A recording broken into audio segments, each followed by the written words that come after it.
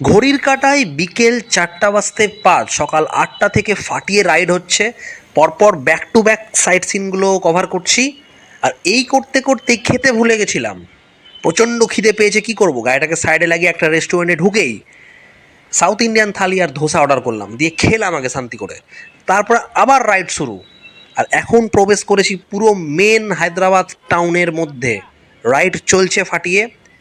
Hi tech city, metro city, বুঝতেই পারছো। তো আমার একটা ভাই আমাকে জিজ্ঞাসা করেছিল যে দাদা, এত কনফিডেন্স তুমি কোথায় পেলে হঠাৎ করে, বিভিন্ন বড় বড় জায়গাতে গাড়ি চালাচ্ছ মেট্রো সিটিতে।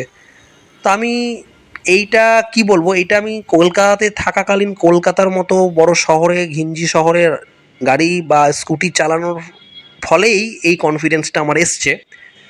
হ্যাঁ, এই যে মাথার উপরে গান্ধী ভবন মেট্রো স্টেশন, সেই মেট্রো স্টেশনগুলো চোখ ধাঁধানো, airport, just like a airport, দুর্দান্ত। দেখো মেট্রো সিটি, হলুদ রঙের এখানে অটো চলে, কলকাতায় যেমন সবুজ, হায়দ্রাবাদে হলুদ। দারুণ লাগছিল।